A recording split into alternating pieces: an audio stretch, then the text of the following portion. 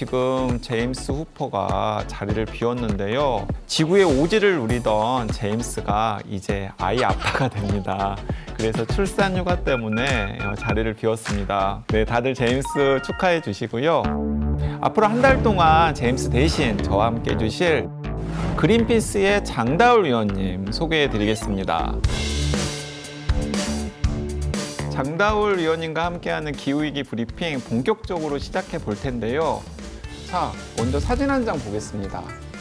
장 의원님은 최근 화제가 됐던 이 사진의 정체 알고 계시죠? 처음에 봤을 때 되게 멋있는 조각품인가 아니면 건물인가 했었는데 지구 블랙박스라는 거더라고요.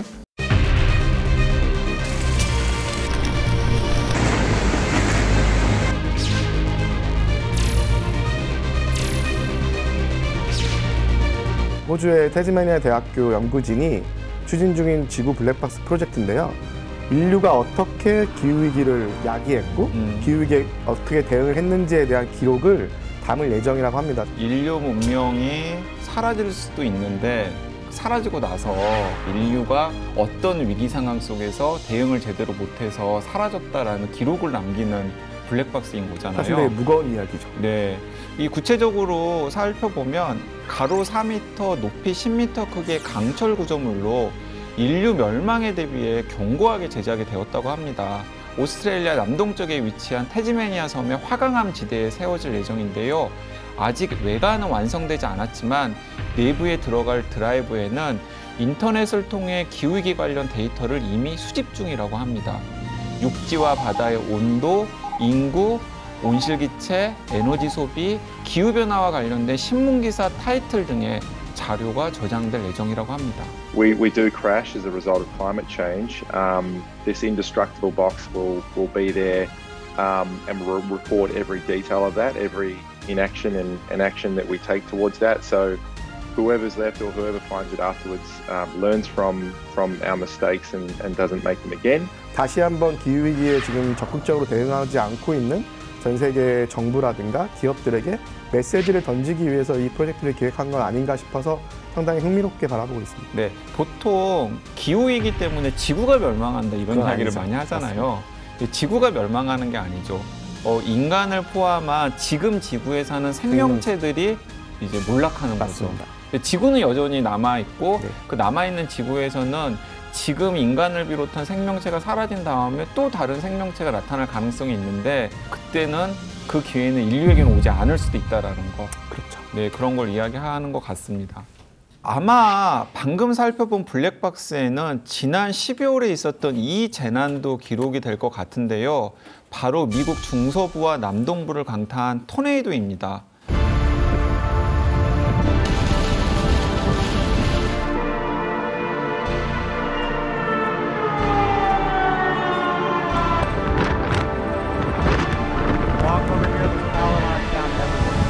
토네이도가 미국 5개 주 이상을 휩쓴 것은 기상 관측 이래 처음 있는 일이었다고 하는데요. 사망자가 100명에 이를 것이라는 추정까지 나오며 역사상 최악의 토네이도 중 하나로 기록될 것으로 보입니다. The damage is significant. Graves County and specifically the city of Mayfield have been hit really hard, and we are still awaiting more reports of the surrounding area. This is going to be some of the worst tornado damage that we've seen in a long time. Everybody out there, stay safe. And to those that have sustained damage, we're going to get through this. Praying for you, Western Kentucky. We are all with you. 켄터키주를 비롯해서 아칸소주, 일리노이, 미주리, 테네시, 미시시피주 등 40개 이상의 토네이도가 이 주들에 한꺼번에 나타났다고 하더라고요. 그래서 이번에 미국 국립기상청 발표에 따르면 풍속이 112km에 달하는 토네이도가 관측되었고 피해 지역의 넓이가 약 400km 정도 된다고 하는데 서울부터 부산까지 거리가 400km 정도니까 그 지역을 토네이도가 휩쓸 것 같다라는 이야기죠.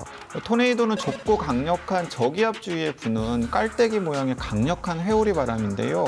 사실 미국에서는 연평균 1000개가 넘는 토네이도가 발생할 정도로 보기 드문 현상은 아닙니다. 그런데 문제는 토네이도 발생 시기가 매우 이례적이라는 거죠. 주로 날씨가 급격하게 따뜻해지는 봄철에 토네이도가 많이 발생을 하는데요.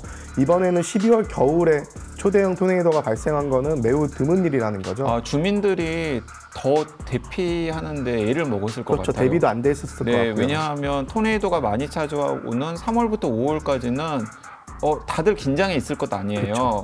그런데 겨울에 무슨 토네이도야 하면서 대비를 하지 않았다가 이번에 큰 피해를 입었을 것 같기도 합니다. 네, 그래서 기상학자들은 이번 사태가 이상기후들이 계속해서 나타나는 것들이 지구가열화로 인한 징조라는 것은 충분히 합리적으로 의심을 할 수 있을 것 같습니다. 네, 최근 미국에는 이런 이상한 날씨들이 계속해서 나타나고 있는데요.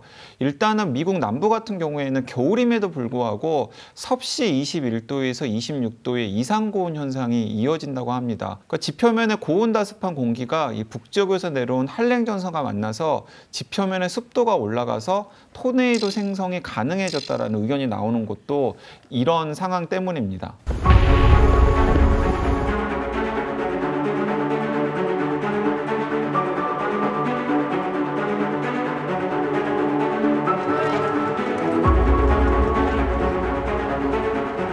You know, the scope and scale of this destruction is almost beyond belief. When you look around here, it's just almost beyond belief. These tornadoes devoured everything in their path.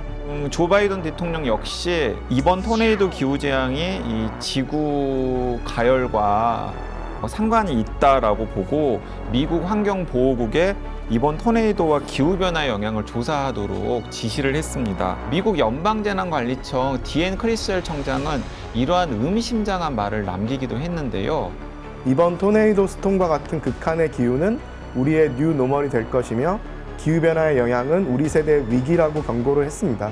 네, 조 바이든 행정부가 탄생한 이후에 미국은 이러한 기후위기에 적극적으로 대응하는 행보를 보이고 있습니다. 특히 재생 가능 에너지 전환에 대한 의지가 확고한데요. 현재 미국의 태양광 발전 비중은 3% 수준.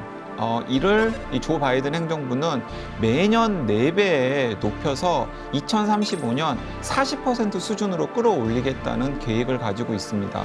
거기에다가 해외 화석연료 신규 사업 금융 지원을 중단하겠다라고 이야기를 했는데 이건 상당히 큰 충격이 있을 것 같다는 생각이 들어요.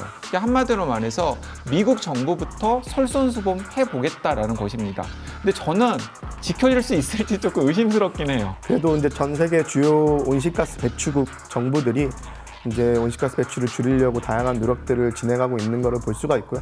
우리나라도 지금 2030년까지 우리가 온실가스 배출을 가장 많이 했었던 2018년 대비해서 40% 감축을 목표로 하고 있기 때문에 앞으로 더욱더 온실가스 감축을 하는 노력을 지속해야 될 것 같습니다. 네, 일단 지금 시점에 지구를 이렇게 뜨겁게 데운데 가장 큰 책임이 있는 두 곳을 짚으라면 사실은 유럽과 북아메리카잖아요. 그렇죠. 미국이 사실은 굉장히 한동안 소극적이었는데 올해 어떤 다른 모습을 보여줄지 우리가 지켜봐야 될 것으로 보입니다.